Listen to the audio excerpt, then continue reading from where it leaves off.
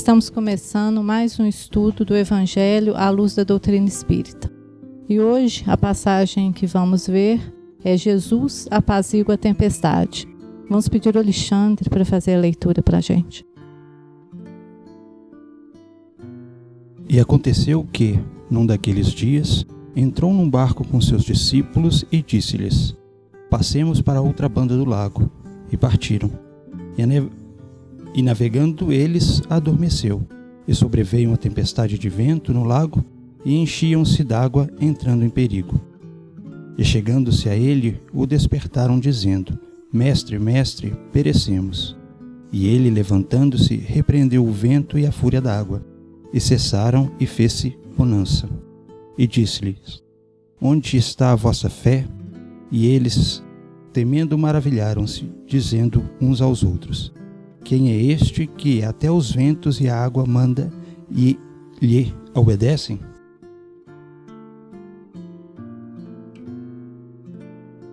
Nós observamos mais uma passagem no mar, lembrando aqui o mar da vida, né?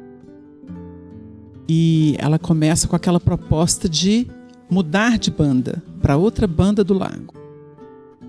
Nós temos pensado sobre esse assunto sempre que os textos do Evangelho sugerem e chegamos à seguinte conclusão: nós temos sempre o nosso lado, que é o lado personalista. Quando Jesus chega no nosso barco, na nossa posição pessoal diante da existência, ele pede que a gente mude de banda do lago ou do mar. E é aí que nós vamos conhecer o que? A outra realidade que a gente não viu porque a gente está fechado no interesse pessoal. Então a gente começa refletindo assim, para que todo mundo possa colaborar.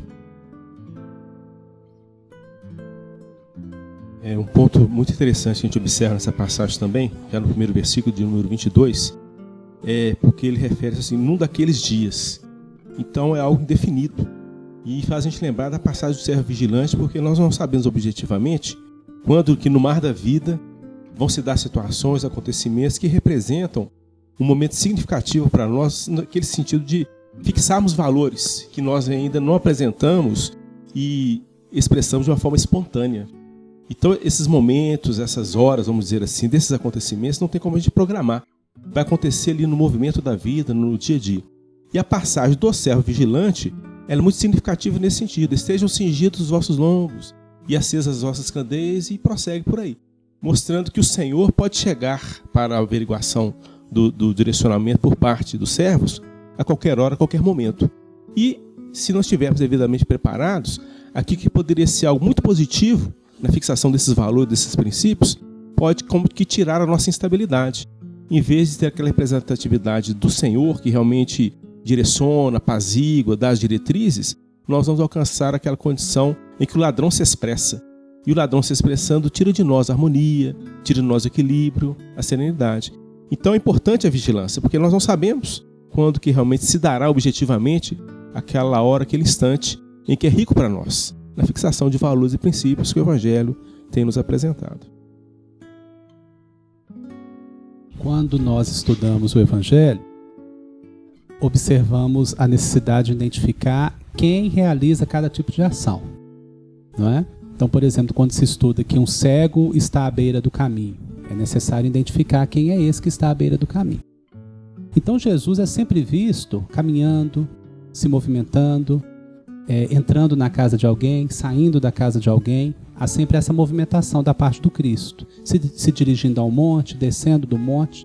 E essa passagem traz um aspecto peculiar de Jesus, Jesus dormindo. Parece uma grande contradição, parece uma grande incoerência na verdade. Só que aí nós vamos entendendo que esse Jesus aqui representa aquele aspecto crístico na intimidade da criatura. Quando vem à baila o tema da falta de fé, da falta de confiança ou da necessidade de acordar o Cristo, aí o assunto vem com mais clareza, né? Sim, Jesus estava dormindo na intimidade, aqueles apontamentos que Jesus traz para a criatura estavam como que adormecidos. Então é necessário que o discípulo o acorde dentro de si, para que ele possa então realizar o que vai ser realizado. E aí não é mais esse aspecto místico ou exterior da passagem, em que Jesus vai fazer como que um milagre para que aquela água, aquele vento se acalmem. Mas o ensinamento, a instrução que eu recebo e o que eu consigo assimilar e realizar na minha vida a partir do que o Cristo ensina, vai atuar sobre as circunstâncias da minha vida, que vão ser entendidas como as águas e o vento, né? Que eu fixei aqui dessa lição, a gente vai pegar a parte que ele fala de onde está a vossa fé, até remetendo a Emmanuel no livro Caminho, Verdade e Vida, em que ele fala assim: outros obstáculos sobrevirão, até o discípulo aprender a dominar-se, a educar-se, a vencer, serenamente com as lições recebidas, que a gente vê representando o vento aqui. No vento justamente são essas questões circunstanciais que nos convidam a demonstrar a nossa fé, a nossa vigilância, a nossa confiança, porque no livro Consolador a gente vai falar, vai fazer um comentário sobre vós sois deuses, referindo a essa capacidade do ser humano de administrar o que é divino. Posso ler essa partinha aqui também, que eu achei muito interessante. Em todo homem repousa a partícula da divindade do Criador, com a qual pode a criatura terrestre participar dos poderes sagrados da criação. Então, quando eles ficam amedrontados, eles esquecem dessa característica nossa, interna, de poder trabalhar com o que é divino, né? E isso é a fé raciocinada que nos proporciona. Essa passagem, eu fico, como em várias outras passagens do Evangelho, eu fico tentando me imaginar, me colocar na situação dos discípulos, né?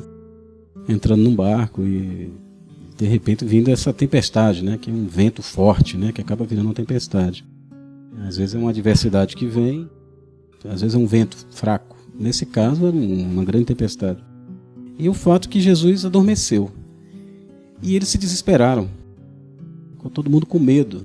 Pescadores com medo de morrer no ofício, né? Dentro de um barco, o barco virado. E Jesus, ele só adormece. Eu fico lembrando agora quando Jesus realmente ele desencarna. Quando Jesus vai para o Calvário. O desespero foi muito maior. Então a tempestade ali foi assim, tamanha, que eles todos estavam amedrontados, apavorados.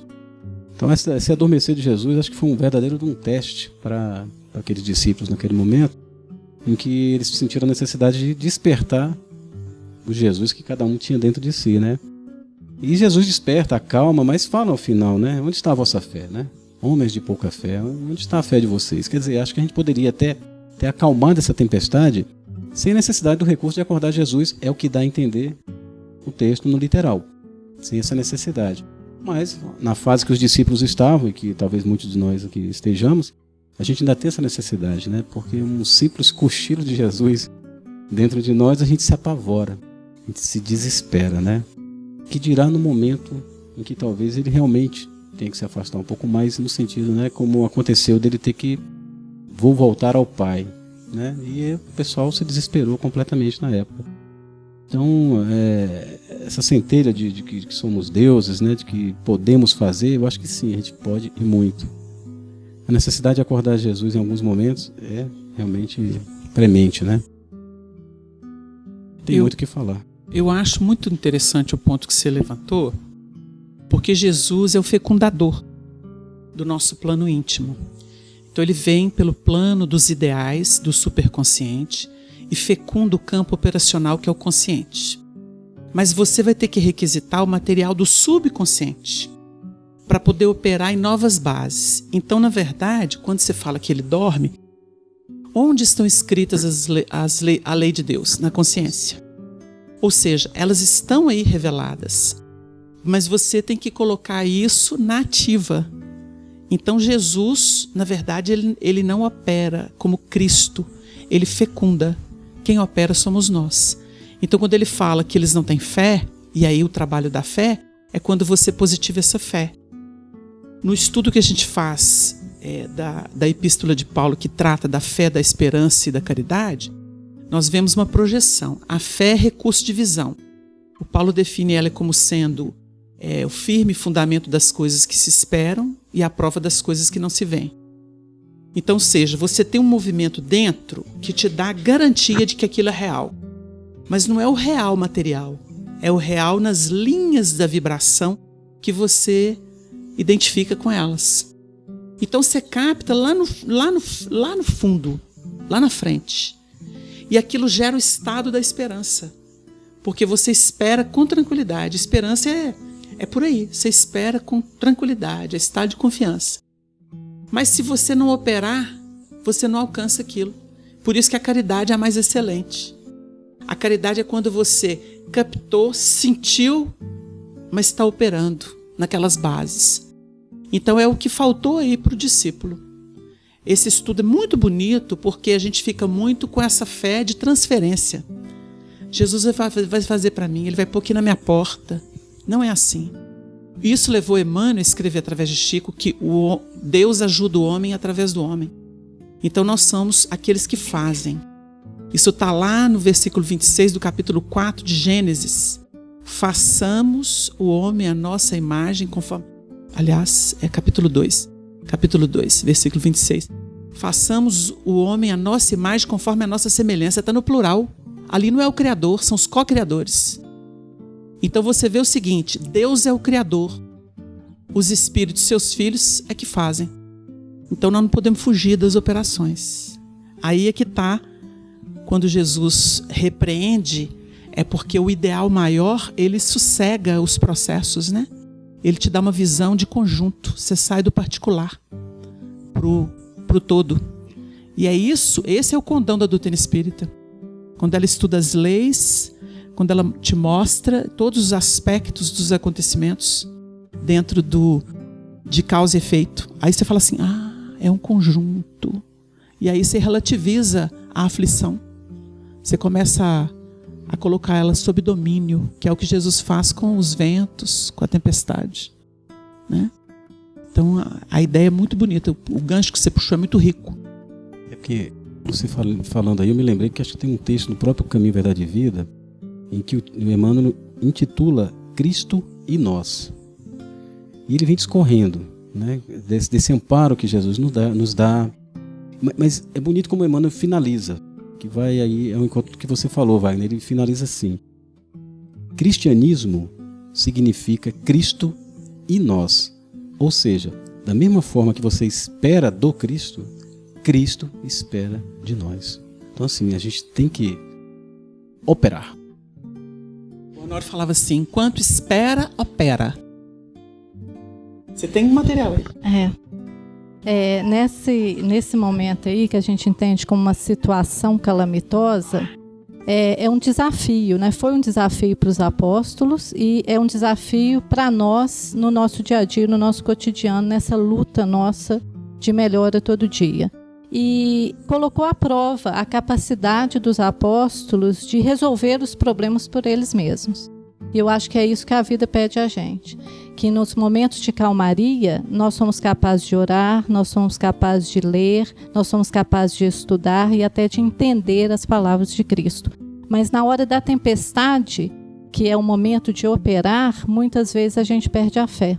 E Emmanuel coloca em Fonte Viva um trechinho muito interessante, que vem de encontro com essa passagem. Ele diz assim, a fé sincera e verdadeira é sempre calma. Foi o que o Cristo pediu, né? No momento, calma. Faculta a paciência que sabe esperar, porque, tendo seu ponto de apoio na inteligência e na compreensão das coisas, tem a certeza de chegar ao objetivo visado. Então, no momento, ele pedia calma e fé para que conseguisse resolver a situação, né? E muitas vezes a vida pede isso a gente, e pede nos momentos mais difíceis, e não nos momentos de calmaria, mas nos momentos de tempestade, e de tempestade íntima principalmente. E isso por quê? Porque a gente vira o problema, e na verdade nós somos gestores de problemas. Então a pessoa cria tanta identidade com o problema que ela se torna o problema. Então a gente lembra do Albino Teixeira pelo Chico, o que mais sofremos, aquela mensagem que é muito famosa. O que mais sofremos não é o problema em si, mas é a carga de aflição que geramos e nutrimos a propósito daquele problema. Aí está a questão, né?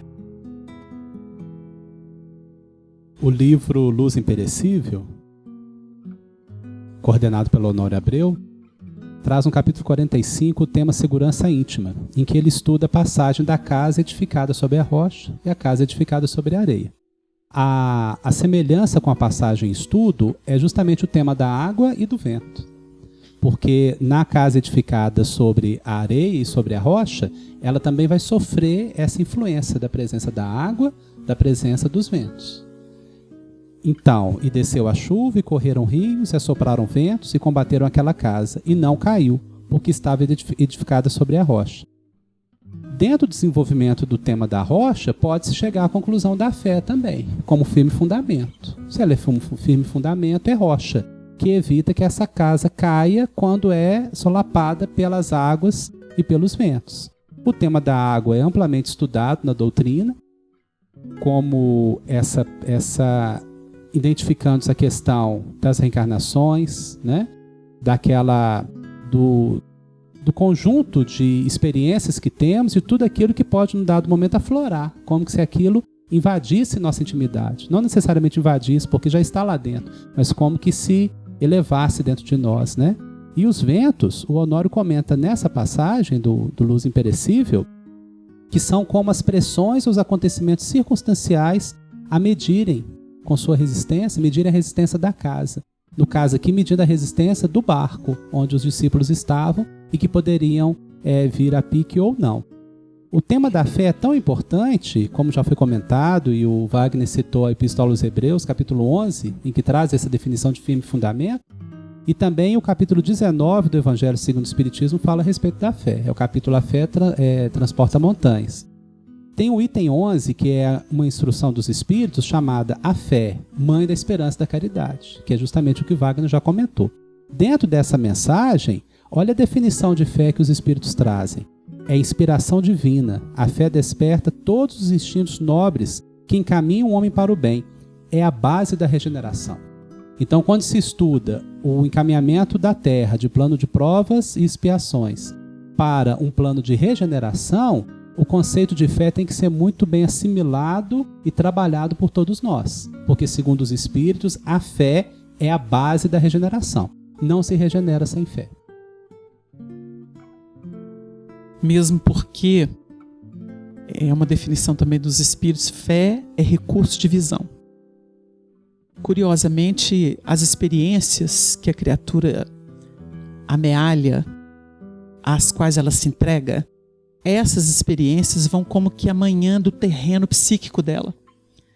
E ela passa a, embora possa até não perceber, fixada em temas específicos de interesse pessoal, ela passa a ter o psiquismo mais capacitado até mesmo para, dentro do que amealhou, se projetar e inferir, deduzir, captar.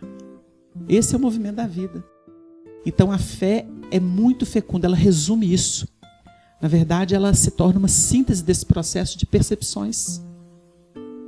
E ela, com base no que ela tem, no filtro, ela lê, ela busca. Porque a gente não está restrito ao mundo interno. Quando a gente se volta só para si, nós fechamos circuito. E o mecanismo da saturação é que vai como que fazer implodir esse sistema. São as grandes dores, né? Que a criatura fica louca quase diante do processo. Geralmente a criatura é trabalhada de fora para dentro, quando ela se fecha, cristalização mental. E aí, assim, tudo vem contra ela. E é nesse processo de talvez gritar no universo a sua dor, é que ela começa então a se abrir de novo. E ela vai receber respostas segundo esse clamor de dor que ela faz. O André Luiz, quando trabalha essa evolução dos medos, ele vai falar que o profundo amor e a profunda dor se tocam. Se tocam. Porque são mecanismos evolutivos. Um consciente, o outro negador. Mas os dois se tocam e vão para a unidade divina, né, que é o amor. Pegando um pouco o gancho também do que o Léo falou aí, o Wagner também, eu volto a falar dos discípulos, né? Que a gente pode representar como sendo cada um de nós aí em várias fases da nossa vida. Jesus não foi uma vez ou duas, falou várias vezes de que na vida encontraríamos tribulações, né? problemas, e que seriam essas tempestades, esse vento forte que queriam surgir. E acaba que, em algumas situações, os discípulos, por falta de fé, normal, né? Eles acabavam talvez até se complicando. Eu falo isso por quê? Porque nesse caso do barco, desesperaram, acordaram o mestre para que acalmasse a tempestade. Logo em determinado momento, tem aquela passagem onde Jesus pergunta que dizem que é quem eu sou, né? Isso. Aí o Pedro fala que tu és o Cristo do Deus vivo, né? É filho, né? Do Deus vivo. E Jesus fala, que bom, Pedro, que você falou isso, né? Mas em seguida Jesus começa a falar que estava aproximando o momento dele ir embora. Quer dizer, a tempestade já estava voltando, estava vindo novamente. E o Pedro imediatamente fala, não vou permitir. No outro momento, Jesus vai ser preso, recebe lá o beijo do Judas. Pedro, né, se afoba de novo, não permite, quer cortar a orelha corta a orelha do soldado. Jesus fala de novo, Pedro, para com isso, né? Quem pela espada fere, né, pela espada será ferido. E tenta consertar a situação ali. Leva de novo para o que André Luiz conta com relação à casa mental, né? Porque o que o Léo comentou sobre a água, que representa essa questão das reencarnações, né, daquele acúmulo que a gente tem de outras vidas, né? De experiências, que André Luiz fala do subconsciente, né? Que André Luiz faz aquela comparação com os 3 andares, né, da casa mental, que o subconsciente seria isso. Seria aquele conjunto de experiências que a gente, né, vem adquirindo e está ali guardadinha. Consciente, normalmente é o nosso presente, é o nosso hoje, né? Que nós estamos aqui nessa luta do dia a dia. E o superconsciente, que é o que nos projeta para Deus, para Jesus, para o futuro. E André Luiz conta que geralmente a gente costuma despencar do terceiro, que é o superconsciente, para o subconsciente, vai lá para o porão, como ele fala lá. É onde nesse momento a gente começa a ser testado na fé e às vezes a gente não passa no teste e acaba indo lá para o porão, que é onde normalmente a água começa a entrar primeiro para começar a afundar um barco. Então, se a gente não tiver muito cuidado, a gente acaba realmente perecendo, que é o que eles falam lá, salva-nos que perecemos. É interessante essa parte, quando os apóstolos se veem sucumbidos com medo de que o barco vire, eles clamam por Jesus. Trazendo para o nosso dia a dia, para a nossa vida, as nossas dificuldades, nesses momentos, a gente exatamente faz ao contrário. A gente, ao invés de chamar por Jesus, muitas vezes a gente se entrega ao ódio, à mágoa, à revolta. Então, acho que aqui vem trazer para a gente a importância de, nesse momento, a gente achar força dentro do nosso coração, na nossa intimidade, em chamar Jesus para que nos ajude. Que naquele momento a gente consiga passar a tempestade sem nos sucumbir. E como a luta é íntima e diária, essa margem que falou no início, que a gente passa de uma margem para outra, eu entendo que a gente aos poucos vai passando da animalidade para a espiritualidade. E nessa luta, né, desse caminho, existem momentos em que realmente a gente acha que nós não vamos dar conta. E são nesses momentos que a gente precisa de Jesus no nosso barco, e não da revolta, da mágoa, ou de nos sucumbir e dizer que nós não damos contas, que como filhos nós damos conta. Se foi nos dado aquela tarefa, é porque foi confiado a nós a força. Então que a gente possa lembrar isso no nosso dia a dia, né, na nossa luta diária. Nós observamos que a passagem termina com uma pergunta, que é como se fosse uma pergunta que o discípulo faz para si mesmo. Eles ficam atordoados e perguntam entre si: quem é este que até aos ventos e à água manda e lhe obedecem? No trecho não há resposta. Ninguém responde, Jesus não vem dizendo quem ele é, porque ele diz isso a todo momento, né? Ele se apresenta a todo momento. Podemos responder agora que quem é este? Este é o Filho do Homem, dentro da lembrança que o Xaxá trouxe para a gente do Filho do Homem. Ora, o Filho do Homem é o ser renovado, dando a entender que essa renovação capacita o ser a mandar e fazer que obedeçam a água e os ventos. A água como somatório de experiências, o vento como toda essa capacidade da sugestão mental de erguer coisas ou destruir coisas. Porque o vento aqui, ele representava a tempestade. Nós vemos o vento como sopro dentro dos processos da criação, por exemplo, quando Deus sopra dentro das narinas de Adão. E várias outras passagens que trazem essa ideia de sopro, ou de vento, ou de ar, de hálito, como sugestão mental, podendo construir coisas belíssimas. Mas como tempestade, destrói coisas belíssimas, muitas vezes no campo da necessidade da renovação, mas muitas vezes também representando a nossa perturbação, nosso desequilíbrio, né? Então, estar influenciado por essa sugestão mental que seja destrutiva, o filho do homem renovado consegue como que se equilibrar dentro disso, ou conseguir sintonizar com algo que seja melhor, porque a proposta aqui de sintonia é melhor, né? Nós vamos pegar esse gancho do Léo aí, até para culminar aqui. A questão dos ventos, ela é muito sugestiva em razão de que ele lembra até as imagens que o Léo trouxe do Antigo Testamento, o chamado pneuma, né? Espírito. Os ventos são realmente as linhas das sugestões. A gente identifica esses ventos como sendo aqueles fatores que sugerem. Às vezes você tem um quadro de acontecimento. O quadro em si pode não te tocar muito, mas o que ressuma dele vai lá na sua intimidade. Às vezes você vê um acidente. O acidente não te diz respeito, mas o acidente fez você pensar, por exemplo, numa pessoa que você ama. Então, vem uma sugestão e fala assim, o que eu tenho feito se acontecer isso, por exemplo? A pessoa pode ser conduzida por esses ventos que vêm. É como se o vento fosse algo que surge a partir de uma ação concreta. E sai dali algo subjetivo e que envolve a pessoa. O elemento às vezes está lendo um livro, mas ele não está lendo o livro. O livro é um instrumento para ele poder fazer uma catarse.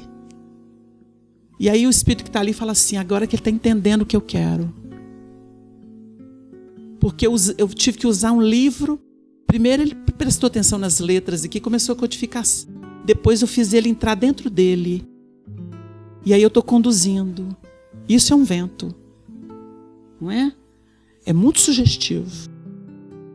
Para em seguida ele lidar com as águas tumultuosas, porque ele vai falar assim, eu estou com essas ideias aqui e isso está me mostrando como é que eu vou lidar com aquela situação difícil. Então você configura a tempestade. Tem as sugestões no plano das ideias e observa a prática. Porque esse trem vai me engolir se eu não tomar uma atitude.